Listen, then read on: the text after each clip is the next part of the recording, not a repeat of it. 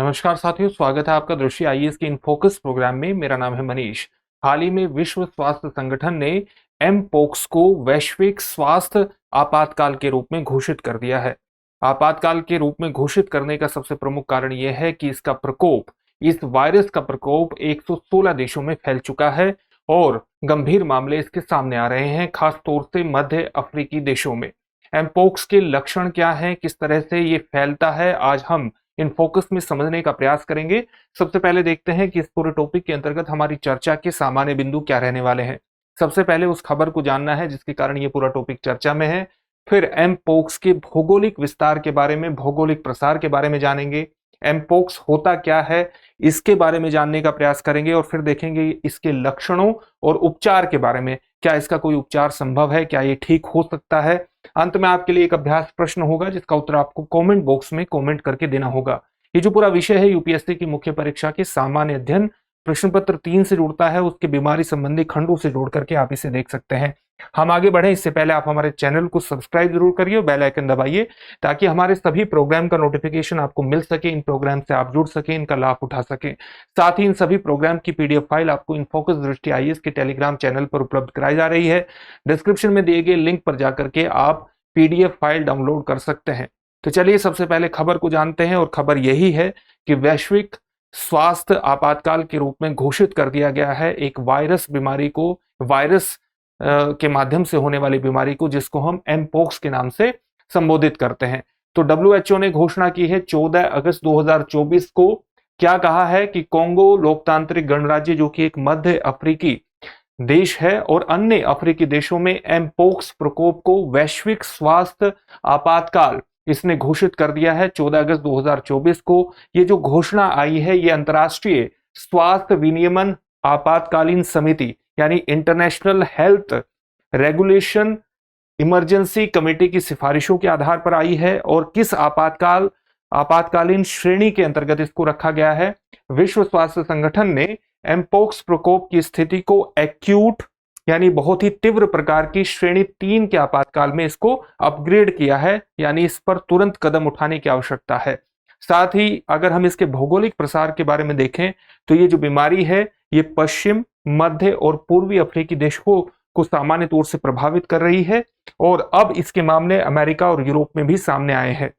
एमपोक्स का जो प्रकोप है ये वर्ष 2022 से लगातार जारी है, लेकिन हाल ही में इसके मामलों में महत्वपूर्ण वृद्धि देखी गई है और इसी के कारण ये पूरा टॉपिक चर्चा में है। तो सबसे पहले हमारे लिए भौगोलिक प्रसार को जानना जरूरी है। इसके भौगोलिक प्रसार के बारे में ये पूरा नक्शा आपको दिया है। ऐसे देश जहां पर 10,000 से मामले या ऐसे क्षेत्र जहां पर 10,000 से ज्यादा मामले एमपोक्स के आ चुके हैं, उसके बारे में ये गाढ़े नीले रंग का नक्शा आपके सामने उपस्थित है। उससे हल्के नीले रंग का जो नक्शा आपके सामने है उसमें दिखाया गया है कि उस क्षेत्र में 1000 से 9,999 यानी 10,000 से नीचे के मामले हैं। और केवल सफेद रंग का जहां पर जो देश दिख रहे हैं आपको, उनको छोड़ करके हर देश में किसी न किसी प्रकार के मामले यहां पर सामने आए हैं। तो आप देख सकते हैं कि ये पूरे मामलों की स्थिति है जो कि यहां पर दिखाई गई है और आप इसके भौगोलिक प्रसार के माध्यम से समझ सकते हैं कि किस प्रकार से इसका बहुत ही विस्तारित प्रकार का भौगोलिक प्रसार यहां पर दिखाया गया है। अब हम देखते हैं कि एमपोक्स क्या है। एमपोक्स क्या है और ये किस तरह से फैलता है। अगर हम इसके वर्गीकरण की बात करें तो एमपोक्स वायरस ऑर्थोपोक्स वायरस जेनस से संबंधित है और पोक्स विरिडे परिवार से संबंधित है। पोक्स विरिडे परिवार में कई अन्य प्रकार के वायरस भी शामिल होते हैं, जैसे जो बीमारी हमें स्मॉल पोक्स चेचक के रूप में सामने आती है, काउ पोक्स के बारे में हम जानते हैं, और वैक्सीनिया, इस प्रकार के वायरस भी, चाहे वो चेचक के संबंधित वायरस हो, काउ पोक्स हो या वैक्सीनिया हो, ये सारे वायरस पोक्स विरिडे परिवार से ही संबंधित हैं। अगर इसके संचरण की बात करें, ये किस प्रकार से फैलता है, तो एमपोक्स संक्रमित व्यक्ति दूषित सामग्री या संक्रमित पशुओं के साथ शारीरिक संपर्क के माध्यम से फैलता है।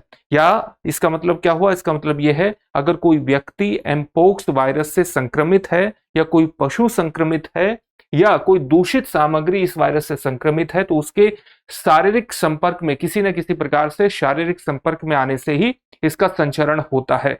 अगर हम इसके एमपोक्स के 2 मुख्य क्लेड होते हैं, क्लेड का मतलब क्या हुआ, जेनेटिक ग्रुप होते हैं।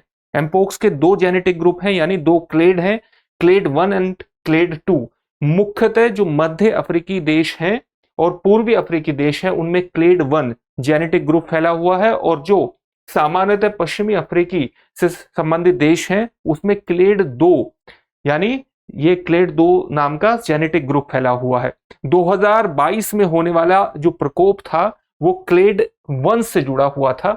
इसके बारे में एक और महत्वपूर्ण तथ्य ये है, हमने बार बार सुना है कि डेमोक्रेटिक रिपब्लिक ऑफ कोंगो में इस वायरस का प्रकोप बहुत तेजी से फैला है। तो डेमोक्रेटिक रिपब्लिक ऑफ कोंगो की जो अवस्थिति है वो आप देख सकते हैं कि ये डेमोक्रेटिक रिपब्लिक ऑफ कोंगो है। यहाँ पर इस वायरस के बहुत ज्यादा मामले सामने आए हैं, और आप देख सकते हैं कि हाल ही में मामलों में इस जगह पर, इस देश में काफी वृद्धि हुई है।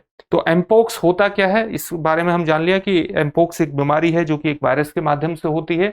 इसकी खोज सबसे पहले 1958 में डेनमार्क में शोध के लिए रखे गए बंदरों में हुई थी, और इसके बाद पहला जो मानव मामला हमारे सामने आता है वो 1970 में कोंगो लोकतांत्रिक गणराज्य, democratic Republic of Congo, DRC के नाम से भी इसे जाना जाता है, में 9 महीने के बच्चे में रिपोर्ट किया गया था 1970 में।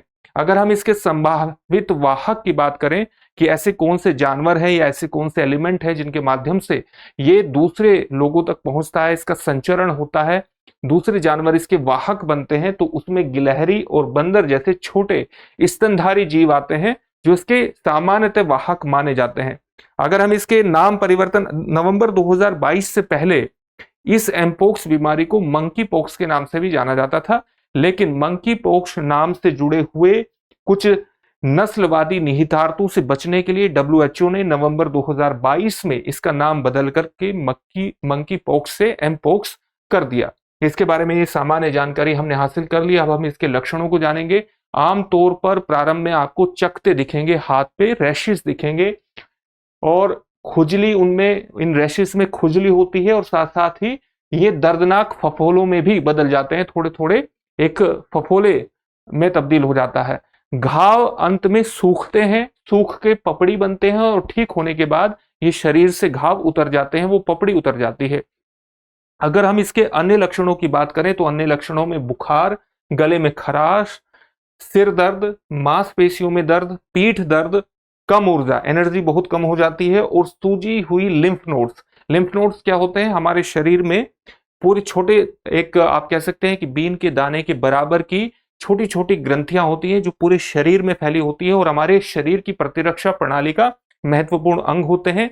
लिम्फोसाइट्स यानी व्हाइट ब्लड सेल्स, श्वेत रक्त कोशिकाओं के माध्यम से अलग अलग प्रकार के रोगों से ये लिम्फ नोड्स हमारी मदद करते हैं, उनसे लड़ने में, जो रोगों से लड़ने में हमारी मदद करते हैं। तो इसके लक्षणों में ये भी है कि ये लिम्फ नोड्स में सूजन आ जाती है। अगर हम इसकी संक्रामक अवधि की बात करें तो लोग तब तक संक्रामक बने रहते हैं जब तक सभी घाव ठीक नहीं हो जाते। यानी अगर घाव पूरी तरह से ठीक नहीं हुए हैं, इसका मतलब है कि व्यक्ति अभी तक संक्रामक है, और त्वचा की एक नई परत जब तक नहीं आ जाती, त्वचा की घाव ठीक होने के बाद, पपड़ी गिरने के बाद फफोलों की अगर एक नई परत आ जाती है त्वचा की, तब व्यक्ति संक्रामक नहीं रहता। इसके बारे में और लक्षणों को अगर हम जाने तो शुरुआत और अवधि इसकी जाने कि किस प्रकार से इसका लक्षण आमतौर पर संक्रमण के 1 सप्ताह के भीतर शुरू हो जाते हैं इसके लक्षण, लेकिन संक्रमण को शुरू होने में, इसके लक्षणों को दिखने में 1 से 21 दिन का भी समय लग सकता है, और कभी कभी इस अवधि में यानी 21 दिन तक संभावना रहती है कि इसके लक्षण दिख सकते हैं। लक्षण आमतौर पर 2 से 4 सप्ताह तक लगातार बने रहते हैं। गंभीरता, अधिकांश व्यक्तियों में लक्षण कम गंभीर होते हैं, कुछ व्यक्तियों में अधिक गंभीर होते हैं, और उनको चिकित्सीय देखभाल की तुरंत आवश्यकता होती है। अगर हम उच्च जोखिम समूह की बात करें तो उच्च जोखिम समूह में इसमें बच्चे, गर्भवती महिलाएं और ऐसे व्यक्ति आते हैं जिनकी रोगों से लड़ने की जो क्षमता है वो कमजोर है, यानी जिनकी प्रतिरक्षा क्षमता कमजोर होती है। ऐसे व्यक्ति गंभीर जोखिम वाले व्यक्तियों में आते हैं, उनकी श्रेणी में आते हैं। अगर हम इसके उपचार की बात करें तो एमपोक्स का कोई विशिष्ट उपचार नहीं है, बल्कि इसमें कुछ सहायक देखभाल शामिल होती है, जैसे दर्द या बुखार के लिए दवाएं दी जाती हैं, और आमतौर पर यह अपने आप ही ठीक हो जाता है अगर गंभीर लक्षण नहीं है, गंभीर रूप में ये डेवलप नहीं होता है। तो इसमें कुछ अपने आप देखभाल की सिफारिश की जाती है कि किस प्रकार व्यक्ति को अपना ध्यान रखना चाहिए। उन देखभाल में कैसे आता है, कौन कौन सी चीजें आती हैं? एक तो पर्याप्त मात्रा में व्यक्ति को पानी पीना चाहिए, अच्छा खाना खाना चाहिए और इसके साथ साथ पर्याप्त नींद भी लेनी चाहिए। अन्य कौन से काम करने चाहिए? अन्नों में आता है त्वचा को खरोचने से बचना चाहिए और साथ ही घाव को छूने से पहले या बाद में, अगर घाव को कोई भी व्यक्ति छूता है तो उसके बाद में उसको हाथ साफ करना चाहिए। अपने हाथ अच्छी तरह से धोए, त्वचा को जितना संभव हो सके खुला रखे और सूखा रखे। यदि आप दूसरों के साथ संपर्क में आने से नहीं बचते हैं तो अपने फफोलों को या अपने घावों को कपड़े से या पट्टियों से ढक करके रखें। इस तरह की सलाह इसके अंतर्गत दी जाती है। अगर हम एंटीवायरल उपचार की बात करें तो चेचक के लिए यानी स्मॉल पॉक्स के लिए एंटीवायरल टेकोविरिमेट को जनवरी 2022 में असाधारण परिस्थितियों में एम पॉक्स के लिए यूरोपियन एजेंसी ने मंजूरी प्रदान की थी। वो की थी केवल असाधारण परिस्थितियों में। उपयोग आमतौर पर यानी इस एंटीवायरल टेकोविरिमेट का उपयोग आमतौर पर भविष्य के ज्ञान के लिए जानकारी के संग्रह के साथ एक नैदानिक परीक्षण यानी ट्रायल करने के लिए या विस्तारित पहुंच प्रोटोकॉल में नामांकन के साथ ही होता है। एक प्रकार से भविष्य के लिए जानकारी जुटाने के अंतर्गत जो आप ट्रायल करते हैं उसके अंतर्गत ही इसके इस्तेमाल को सामान्यतः मंजूरी प्रदान की जाती है। अगर हम वैक्सीनेशन की बात करें, टीकाकरण की बात करें, तो चेचक के लिए विकसित तीन टीके MVA, BN, इसके अलावा LC16 और ऑर्थोपॉक्सवैक को एमपोक्स की रोकथाम के लिए अनुमोदित किया गया है, लेकिन इसका अनुमोदन सामूहिक टीकाकरण के रूप में नहीं किया गया है और सामूहिक टीकाकरण के लिए WHO द्वारा एक तरह से सिफारिश नहीं की गई है। टीकाकरण की सिफारिश केवल उच्च जोखिम वाले लोगों के लिए ही की गई है। इन 3 टीके की सिफारिश केवल उच्च जोखिम वाले लोगों के लिए की गई है, ऐसी वैक्सीन जो कि चेचक के लिए विकसित की गई थी। टीकाकरण के बारे में ये सामान्य तथ्य है। अब हम अंत में इससे संबंधित एक प्रश्न भी देख लेते हैं और प्रश्न क्या है? मनुष्यों में एमपोक्स का सामान्य प्रारंभिक लक्षण क्या है? आपके ऑप्शंस क्या हैं?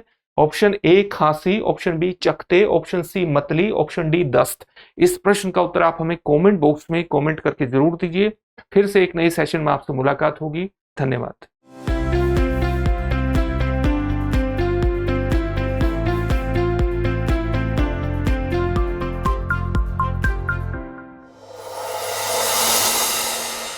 डियर व्यूअर्स, अपने एग्जाम की तैयारी को और बेहतर करने के लिए हमारे चैनल को लाइक, शेयर और सब्सक्राइब करना न भूलें।